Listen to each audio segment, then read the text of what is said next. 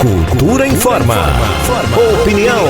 Chegando agora o rei das bombas, Davi Cardoso. Seja bem-vindo. Olha, vê bem, eu quero hoje fazer, e vou até aqui abrir uma matéria, para a gente falar de duas situações, tá?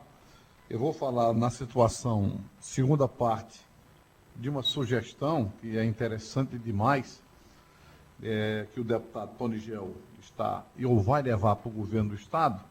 Mas antes, é bom dizer o seguinte, a candidata a governadora pelo PSDB, Raquel Lira, andou na imprensa pernambucana falando a respeito do metrô, né? Do funcionamento, da zorra, vamos assim considerar. E, naturalmente, o deputado Tony Gel é escalado pelo governo de rebater todas essas acusações. Né? Então, vamos lá. A matéria, para você ter uma ideia da resposta que o líder do governo dá à candidata a governadora Raquel Lira. O Tony Gel, deputado estadual e vice-líder do governo na Alep, não por acaso de Caruaru, foi escalado pelo governo para rebater as críticas da candidata do PSDB, Raquel Lira, sobre o metrô do Recife. Ela defende que faltou ao governador empenho para que a situação não chegasse ao caos, por não ter interlocução com a União. Em 2016, os passageiros do metrô do Recife enfrentaram 23 panes do equipamento. Ou seja, praticamente a cada 2 semanas, o sistema deixou de funcionar naquele ano.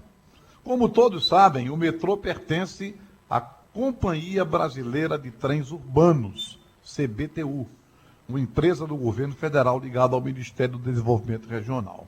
E em 2016, o ministro do Desenvolvimento Regional era o então deputado Bruno Araújo, presidente do PSDB, partido de Raquel, lembrou o aliado dos socialistas do Estado. Na época, o PSDB indicou o militar Meira para cuidar da segurança do metrô e prometeu resolver o problema na base de borrachadas. Depois pulou fora. Não se ouviu naquele momento, nem em nenhum outro nos quase 2 anos que o PSDB esteve à frente do metrô do Recife, qualquer palavra da ex-prefeita sobre as condições do sistema ou do sofrimento dos passageiros. Sob o PSDB, partido de Raquel, o metrô do Recife acelerou apenas na direção do desmonte. O deputado cita um suposto oportunismo da oposição. A candidata agora quer atribuir ao governo do Estado a má gestão de uma empresa federal. Também ignora a notícia amplamente divulgada que o governador Paulo Câmara não se omitiu diante da situação do metrô do Recife e se colocou à disposição para buscar uma alternativa para garantir o funcionamento adequado do sistema e o atendimento à população. O tema transporte público é mais um que Raquel deve ter se apropriado apenas após sua renúncia à prefeitura de Caruaru. Porque o caruaruense sabe que se tem uma área que ela pouco se lixou, ou pouco se importou, ou se preocupou, foi justamente a área de transporte público.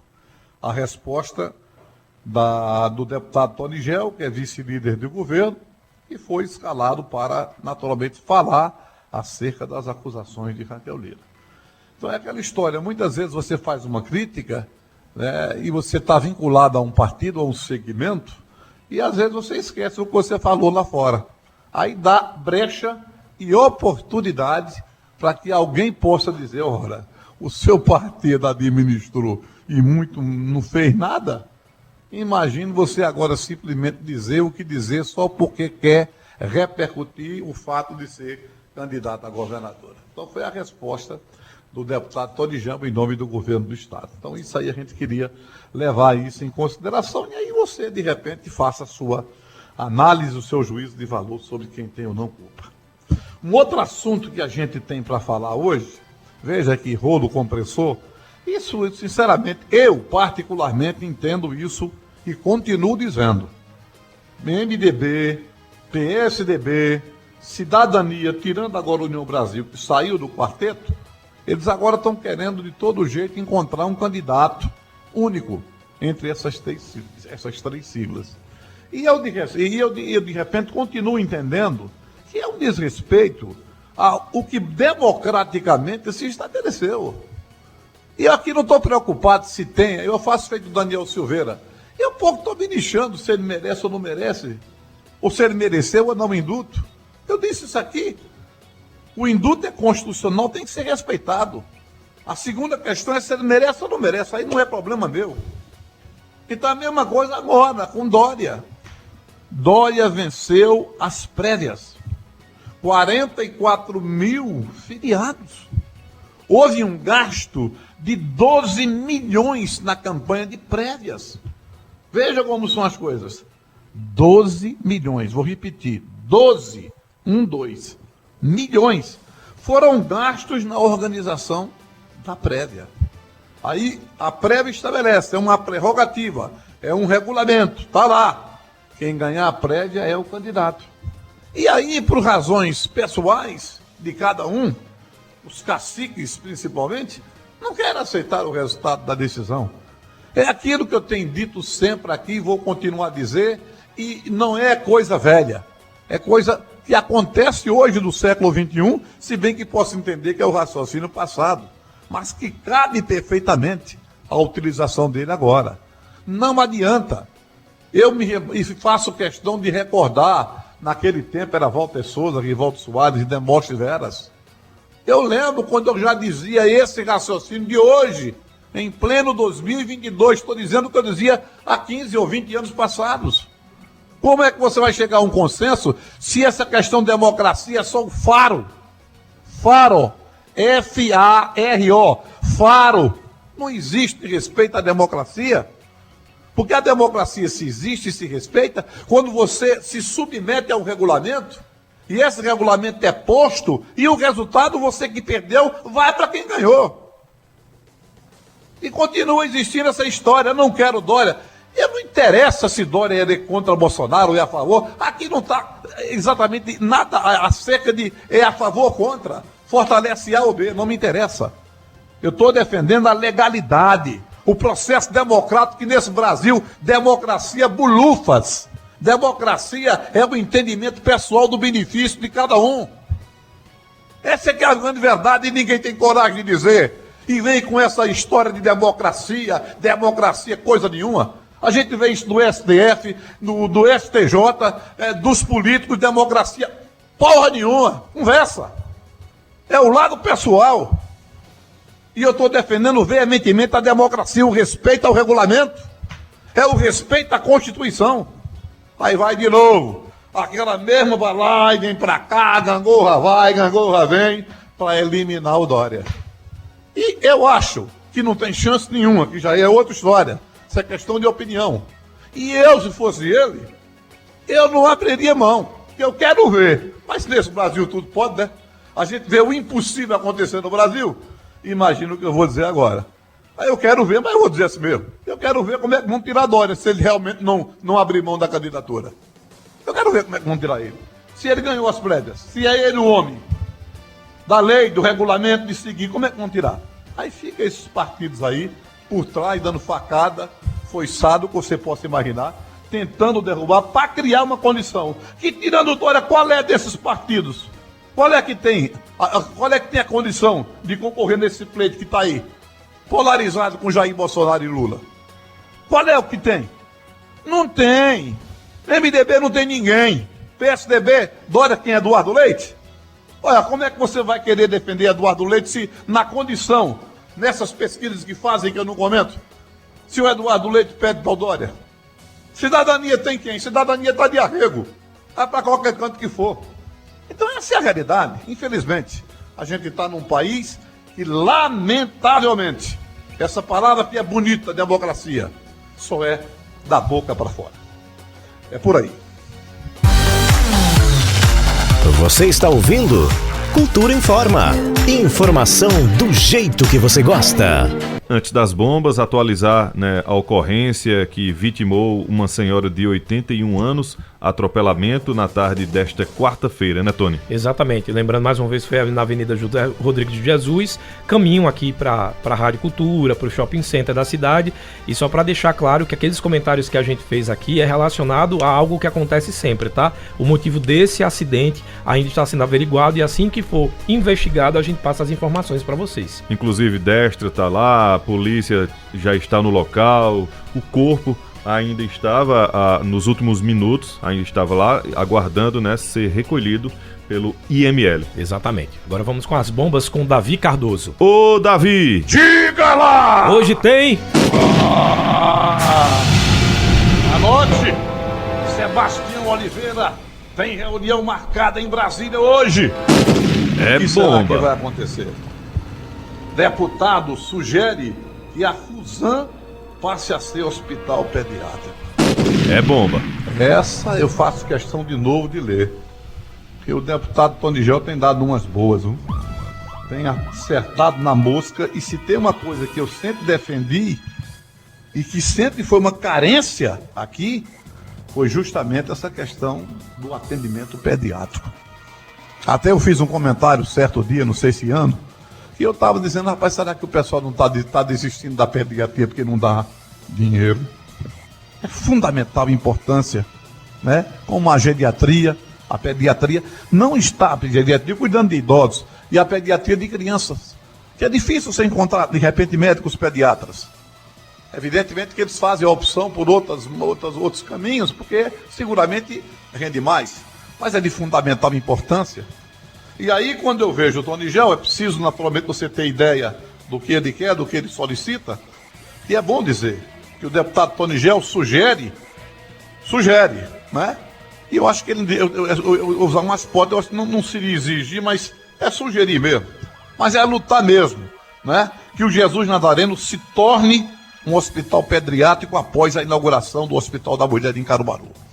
O deputado Tony Gel solicitou ao secretário de Saúde do Estado de Pernambuco, André Longo, estudos no sentido de requalificar o Hospital Jesus Nazareno após a inauguração do Hospital da Mulher, no município de Caruaru, no agreste de Pernambuco, para que o mesmo se torne um hospital pediátrico. O parlamentar informou que o pedido justifica pelo fato da cidade de Caruaru já dispor de um local para a implantação do serviço em tela, assim como haver bastante a carência nessa área, como consultas pediátricas, cirurgias ortopédicas, entre outros atendimentos. O Tony Gel lembrou que é sabido que o governo de Pernambuco, recentemente, anunciou a retomada das obras do Hospital da Mulher do Agreste, que será destinado para a gestação de alto risco e para a assistência materno-infantil. E que o HM tem cerca de 60% das obras já concluídas, o que vai beneficiar Caruaru e dezenas de cidades da região agreste. O deputado enfatizou também que a expectativa é de que, até o final deste ano, gestantes e parturientes já possam contar com a unidade de saúde, ressaltando que a nova unidade vai suprir toda a demanda que já extrapola a capacidade da maternidade. Eu me refiro a Jesus Nazareno, referência na realização de partos, e que o local atualmente beneficia 90 municípios pernambucanos, incluindo as micro-regiões de Serra Talhada, Afogado da Engazeira, Arco Verde, Garanhuns e Caruaru, o que corresponde a uma população de aproximadamente 2,5 milhões de habitantes. Então, com a entrega do Hospital da Mulher, seria oportuna a alteração do espaço hoje em funcionamento para a unidade pediátrica, visto que o mesmo possui mais de 90 leitos e faz parte do quadro de hospitais amigos da criança, cumprindo todos os critérios do Ministério da Saúde quanto à promoção do aleitamento materno e da cidadania.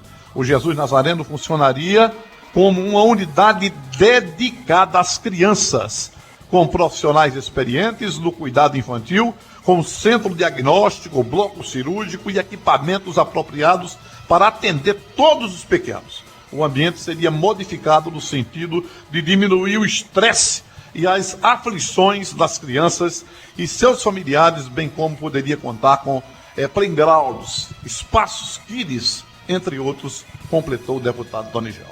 Então a gente parabeniza o Tony Gel pelo raciocínio muito fluente, muito legal, não é? E que ele possa lutar e conseguir realmente isso, e que precisa a gente ter, porque é como ele falou, não só atende Caruaru, é uma região inteira. Isso leva mais ou menos o quê? 2,5 milhões a 3 milhões de pessoas. Não estou dizendo de crianças, mas estou falando de pessoas. Então, está de parabéns ao deputado Tony Gel pelas suas ações, ultimamente, né?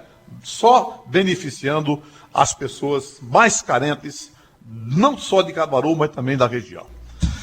Dito isto, eu quero saber o seguinte, o campeão de audiência André Santiago, o campeão de audiência aí, ô Tony, eu quero saber o seguinte, o deputado vai fazer o que em Brasília? Diga lá.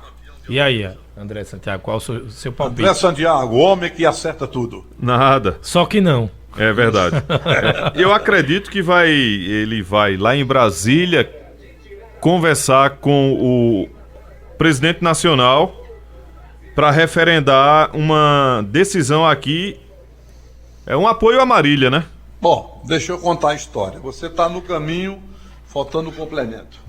Deixa eu complementar. A presença é hoje. Eu não sei se está vendo já essa reunião já, viu? Se não está, daqui a pouco começa. 1h14.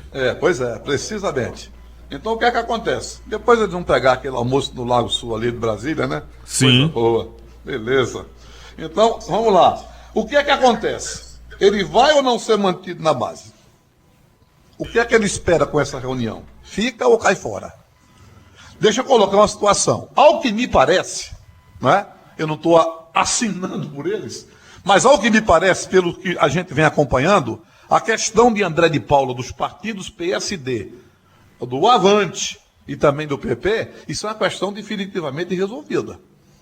Eles vão apoiar André de Paula para Senado. Isso aí vai dar um rolo compressor, porque a Tereza Leitão seguramente vai dizer: ô Lula, estão me queimando. Os partidos aliados do governo não querem votar em mim. Como é que eu posso ser candidata a senadora? Esse é um fato. É um fato que o Lula vai ter que resolver isso aí, essa parada federal. Mas, ao que me parece, isso está legal. Agora, o fato novo, Santiago e Tony, é que eu estou colocando agora que a indicação do Sebastião Oliveira vai ser, sabe de quem? Aquela história, do seu irmão. E como é o nome dele? O nome dele chama, sabe como? Valdemar. Aquela história, o nome dele é Valdemar. Não tem? É Valdemar. Valdemar, irmão do Sebastião, seria a indicação do Sebastião para a vice. Só que tem aquela história. Existe a possibilidade também, é o seguinte, bom, a gente pede voto para o governo. O governo. Candidato do governo. E se é Danilo ou se não vai ser quem, não sei. O candidato do governo. Agora, nós vamos ser atendidos em quê? Vamos ser atendidos em quê? Se o governo dizer que não pode, boa sorte. Estorna. Aí não tem apoio ao governo. Aí vai ser um rolo compressor. Então está nessa parafernália. E aí, naturalmente, o Sebastião Oliveira, que não é bobo, aquela coisinha bestinha ele, eu acho que ele já tem a estrutura para se eleger. Mesmo ele sozinho. Já tem. A deputada federal. O Dudu da Fonte não está nem aí. Bulufas. Pode dar inflação de 800%. Eu estou jogando hoje que ele é federal de novo. Está nem aí. Porque ele fez quadro, diferentemente do André de Paula, que tem que ser candidato a senador, porque ele não tem quadro para disputar a eleição. E aí onde é que está a diferença? Essa troca de reciprocidade, André de Paula, por exemplo, eu não diria nem com o Dudu, porque o Dudu abriria a mão, porque tem muita gente. Muita grana e muito dinheiro, muita condição. Mas o Sebastião Oliveira poderia pegar a base do André de Paula. Nessa reciprocidade de apoio. Tu levantas minha bandeira para o Senado e eu reforço tuas bases com as minhas bases, que eu não sou mais candidato. Então está havendo esse rolo compressor e a gente vai aguardar para ver o desfecho. Porque pode ser que de repente o governo... Aí eu não sei como é que o Lula vai resolver. Não sei. Pode ser. Para apoiar o candidato do governo, essas forças políticas aqui querem estrutura. Querem condição, que para mim não é novidade nenhuma. Se o governo vai dar ou não vai dar, eu não sei. Não sei. E para dizer o seguinte, olha, tem que votar em... A Luísa não, como é? Tem que votar em Tereza Leitão, aí o pessoal vai dizer, ó, fica para lá, porque essa palavra já está dada a André de Paula, será ele. Então vai ter muita confusão, viu? Muita confusão ainda na conclusão dessa chapa do governo do Estado. Anote aí, vamos acompanhar. Selar? Não, deixa eu mandar um abraço aqui para duas pessoas, para você fazer o encerramento. Primeiro, o Arnaldo lá do Vassoural. O Arnaldo disse que quando não escuta pelos afazeres, aí ele vai para 11h30 da noite. Fica lá, ouvindo as bombas, as notícias, as opiniões, não é? Então, um abraço, nosso querido Arnaldo, lá do Vassoural, que é um ouvinte sempre contínuo na cultura. E o César, que é amigo do Benedito, lá na rua César Lucena? Não, é o César, é outro, amigo do Benedito.